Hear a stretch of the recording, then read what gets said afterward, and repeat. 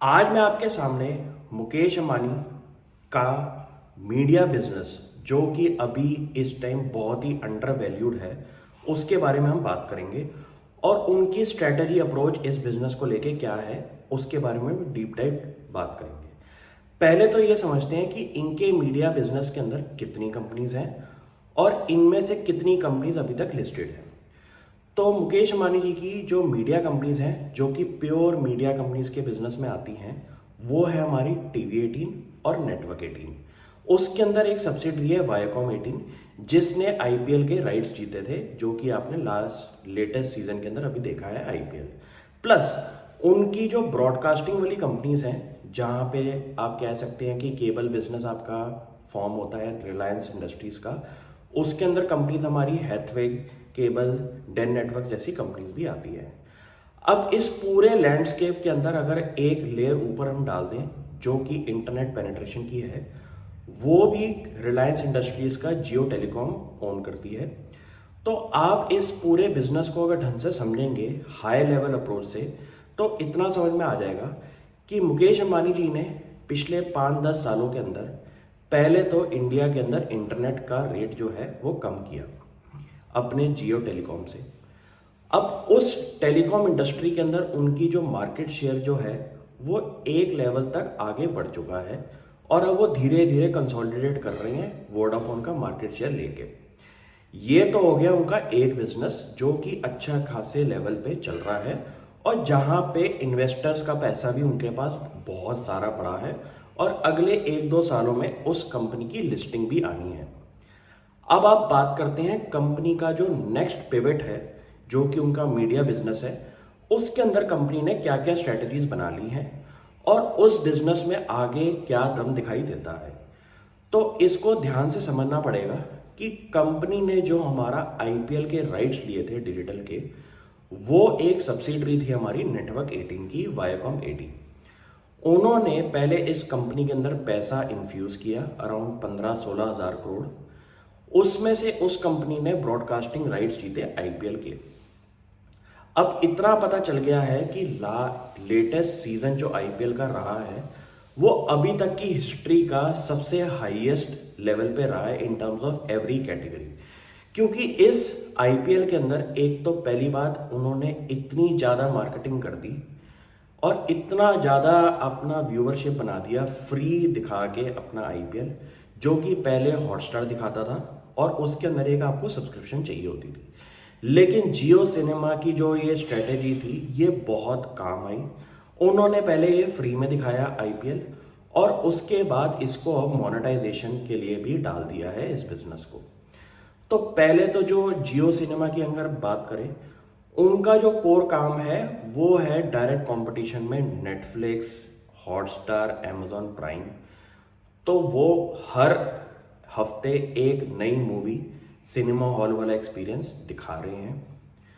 उस बिजनेस के अंदर अगर हम स्पोर्ट्स की बात करें तो कंपनी ने आईपीएल दिखा दिया, प्लस वो बाकी स्पोर्ट्स कैटेगरी के अंदर भी अपनी व्यूवरशिप बढ़ाना चाहते हैं, ये भी साफ हो गया। प्लस कंपनी ने अपना लास्ट ईयर बिग बॉस का सीजन भी अपने मीडिया चैनल से दिखाया था, जिससे कि एक बहुत बड़ा व्यूवरशिप उनके पास मिल गया। ये भी उन्होंने एक पायलट टेस्टिंग दिखाई थी जिसपे उनको एक सक्सेसफुल केस स्टडी मिली थी, तो यहाँ भी उनकी व्यूवरशिप बन गई। अब कंपनी की जो मोनेटाइजेशन है वो रिलायंस इंडस्ट्रीज के अगर पूरे पिछले कुछ 10 सालों की हम पिवट की बात करें तो उनकी फर्स्ट जो अप्रोच रहती है वो होती है कस्टमर को जीतने की। अच्छी तरह से कस्टमर को अपने पास बुला लो फ्रीबीज दिखा के, जैसे कि इंटरनेट के रेट बहुत कम कर दिए, इंटरनेट पेनिट्रेशन अपनी बढ़ा दी और उसके बाद धीरे धीरे अपने रेट्स बढ़ाना शुरू करो, ऑपरेटिंग लिवरेज भी बिजनेस में लेके आओ और धीरे धीरे अपने रेट्स बढ़ा के स्टेबल लेवल पे कंपनी के एबिटा मार्जिन को भी लेके आ जाओ।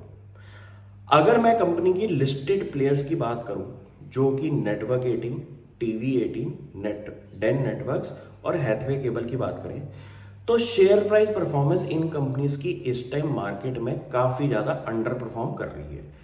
क्योंकि रीज़न बीइंग क्या हो रहा है कि ये इतना ज़्यादा कंटेंट क्रिएशन कर रही हैं जिससे कि कंपनीज के खर्चे बढ़ रहे हैं और इनको जो अभी रेवेन्यू ड्राइवर्स जो हैं वो अभी तक शुरू नहीं हुए हैं। कंपनी का प्लान आगे फ्यूचर में है, लेकिन करंट 2023-2024 में मुझे ये नंबर्स नहीं दिखाई दे रहे। इसलिए मार्केट के पार्टिसिपेंट्स जो हैं उन कंपनीज में पैसा डालते हैं जहां पे उनको रेवेन्यू विजिबिलिटी भी दिखाई दे रही हो। इस केस में इन कंपनीज के अंदर ना दिखाई देने की वजह से इनके शेयर प्राइस में बहुत बड़ी गिरावट आई है। और कंपनी की इस टाइम जो स्ट्रेटेजी है वो सिर्फ उनके एक बिजनेस माइंडसेट की वजह से है कि पहले कस्टमर्स को एक्वायर करो, उनको फ्रीबीज दिखाओ और उसके बाद जब कंपनी का बिजनेस स्केल की तरफ चले जाए तब मोनेटाइजेशन शुरू करो अपनी रेवेन्यू विजिबिलिटी बढ़ाने के चक्कर में। तो जब कंपनी का जियो सिनेमा जो कि वायोकॉम 18 और नेटवर्क 18 के अंदर एक काइंड ऑफ इंटीग्रेट हो जाएगा तो मुझे लगता है कि इस कंपनी का जो मल्टीपल बैठेगा वो एक हायर लेवल पे चले जाएगा, क्योंकि सबसे बड़ी बात यह है कि उनका डायरेक्ट कंपटीशन इस टाइम आज की डेट में अगर नेटफ्लिक्स है और नेटफ्लिक्स एक ग्लोबल कंपनी होने की वजह से इंडिया के अंदर सक्सेस अगर पा रही है तो इंडियन डोमेस्टिक कंपनी भी इस रे ऑफ होप में जा सकती है कि अगर same level of content creation वो दिखा दें और इंडिया की ऑडियंस को वो जीत लें तो इस बिजनेस के अंदर भी एक बहुत बड़ा मल्टीपल मुझे दिखाई देता है। ऐसे बिजनेस के अंदर आपको बहुत ज़्यादा जेस्टेशन पीरियड चाहिए, क्योंकि आपको ऐसे बेट्स पे काम करना है जहां पे अभी आपको रेवेन्यू भी नहीं दिख रहा, प्रॉफिटेबिलिटी नहीं दिख रही और आपके खर्चे बढ़ते हुए दिखाई दे रहे हैं। क्योंकि आईपीएल एक ऐसा बिजनेस था जहां पे कोई भी कंपनी इतने बड़े ब्रॉडकास्टिंग राइट्स ले रही है तो हर बंदे को ये पता था कि ये जियो सिनेमा अपना मोनेटाइजेशन कैसे करेगा। उन्होंने इस पूरे आईपीएल को फ्री करके ये बता दिया कि अभी उनका मोनेटाइजेशन का मन नहीं है, लेकिन जब आगे जाके इस बिजनेस में स्केल दिखाई देगा तो एक बहुत बड़ा रेवेन्यू ड्राइवर भी बन जाएगा इस बिजनेस के अंदर। अगर मैं कंपनी की व्यूअरशिप की बात करूं डिफरेंट कैटेगरीज के अंदर तो अब हैरान हो जाएंगे कि रिलायंस इंडस्ट्रीज के जो एक कोर कंपोनेंट है मीडिया बिजनेस के, उनका कितना बड़ा व्यूअरशिप इंडिया के अंदर बैठा हुआ है। जैसे कि उनके जो न्यूज़ चैनल हैं उनको अगर हम कंसोलिडेट करके एक नंबर बताएं तो अराउंड 200 मिलियन से ऊपर की उनकी व्यूअरशिप है सिर्फ और सिर्फ न्यूज़ चैनल को लेके। अगर मैं उनके इंग्लिश न्यूज़ चैनल जो कि नेट टीवी CNBC TV 18 के नाम से उनका न्यूज़ चैनल आता है जो कि शेयर बाजार के रिलेटेड रहता है, उसके अंदर अगर मैं मार्केट शेयर की बात करूं तो कंपनी का मार्केट शेयर उस कैटेगरी के अंदर 70 से 80% का है। तो इतना पता चल गया है कि उस बिजनेस के अंदर जो एड रेवेन्यू बनता होगा कंपनी का बिकॉज ऑफ फाइनेंशियल न्यूज़ की वजह से इतना ज़्यादा बनता होगा, क्योंकि ये वो लोग हैं ऑडियंस के जो कि इंडिया की हमारी एक्सपेंडिचर बास्केट में आते हैं और इनके पास एक बहुत बड़ी स्पेंडिंग पावर भी रहती है। तो ये भी एक बहुत बड़ा उनके अंदर मोनोपोली वाली सिचुएशन है। प्लस कंपनी का बिग बॉस जो OTT प्लेटफॉर्म पे चल रहा है वहाँ पे आपको इंडिया की पूरी कह सकते हैं कि ऑडियंस जो है बैठी हुई है देखने के लिए। वहाँ पे भी बहुत ज़्यादा व्यूअरशिप है कंपनी की। और कंपनी के जियो सिनेमा जो कि एक नेक्स्ट लीवर पे आ चुका है, जहाँ पे कंपनी एक सब्सक्रिप्शन मॉडल पे काम कर रही है, वहाँ पे जब नंबर शुरू होंगे कंसोलिडेट होना तो कंपनी का बहुत बड़ा इसके अंदर भी एक रेवेन्यू ड्राइवर बन सकता है।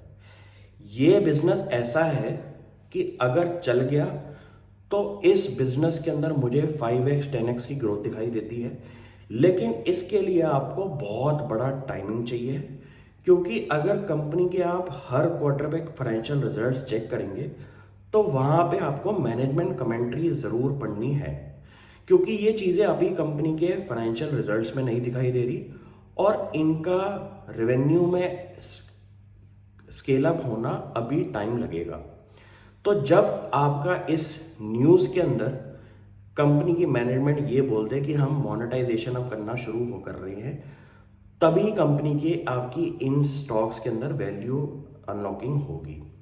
अभी टाइम लगेगा, लेकिन मुझे इतना पता है कि मुकेश अंबानी जी का जो पिछला पास्ट एक्सपीरियंस कहता है कि पहले कंसोलिडेट करो व्यूअरशिप को, सब्सक्राइबर्स को, और उसके बाद उनको वैल्यू एडेड सर्विसेज दे के उनके पर कॉस्ट सब्सक्राइबर पे अपना रेवेन्यू इंक्रीज करें। मुझे इस बिजनेस में बहुत ज़्यादा ट्रस्ट दिखाई देता है। आप भी इस कंपनी को अगर फर्दर स्टडी करें। Thank you.